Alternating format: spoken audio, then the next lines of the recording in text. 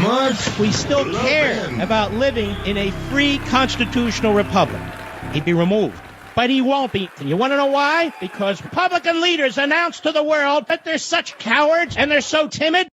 Have you noticed something the last 48 or 72 hours about this word impeachment? Have you noticed that the Republicans are playing games with our Constitution? It's all over our favorite cable channel. We've had the news and the commentators going on and on about how the Democrats proposed impeachment, but the Republicans have never really wanted impeachment. I sit here, ladies and gentlemen, and I say this. Our country is being destroyed, and I am sick and tired of various radio hosts and TV commentators going on and on about our imperial president, how it's outrageous, how what he's doing is destructive to the Constitution and the country. And then when you bring up what the Constitution provides us, impeachment, it's, oh, what a bunch of kooks. When we say the president is violating the Constitution, that means something to us. But to those who don't care about the Constitution, it means nothing. You've heard people talk about separation of powers. This is the key to small r republicanism. The framers of the Constitution insisted on it. And when they developed the constitutions in the states, they insisted on it.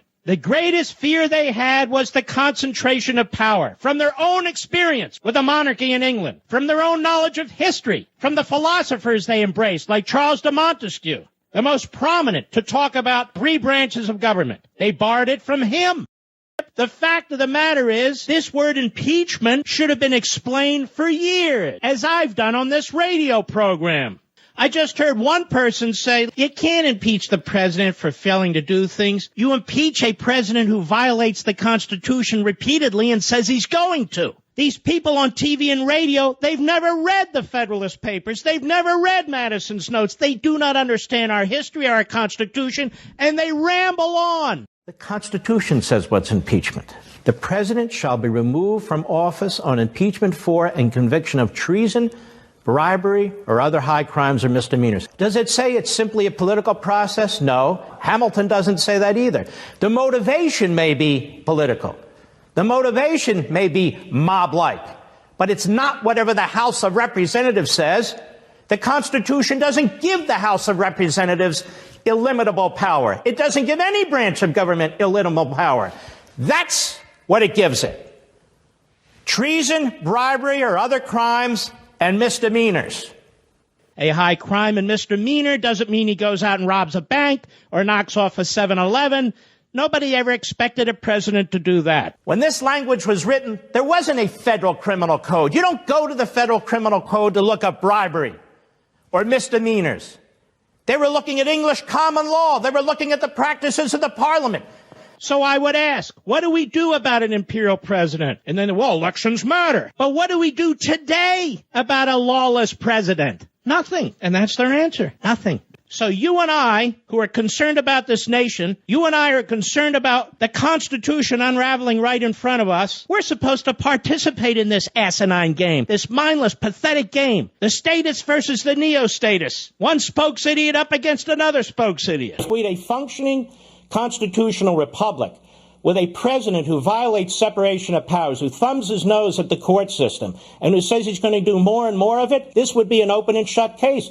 What are the Republicans going to do? And it is important that we understand the nation didn't start today, that there is much useful wisdom we can learn from those who've come before us and have confronted tyranny. When you look at Madison's notes, there was much debate about what the executive branch would look like. One president, however, we're going to check his power. He will not have the power of the purse.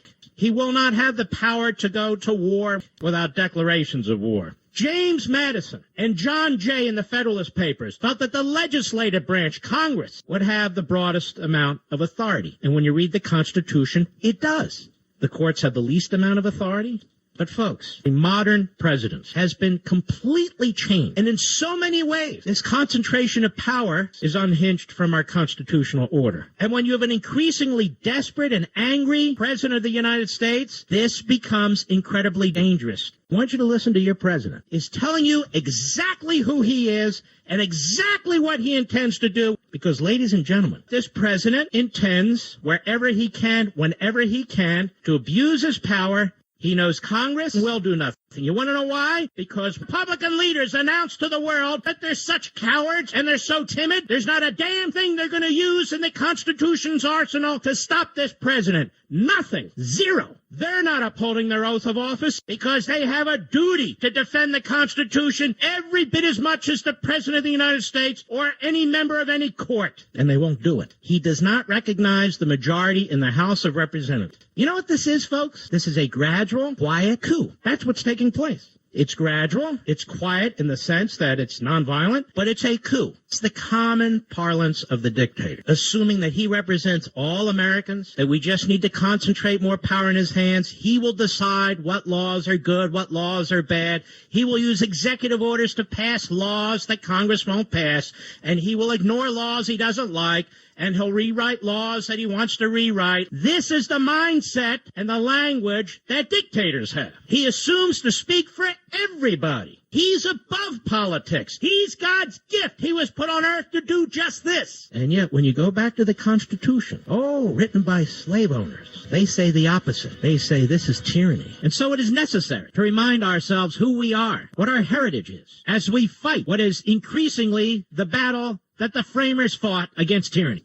It's your job, damn it, to follow the Constitution and the rule of law. That's your job. But this is what it's become. The Republicans stand for nothing. They're running on nothing. They're hoping they can sleepwalk through this election by attacking the opposition. And they might win a landslide doing that. They might not.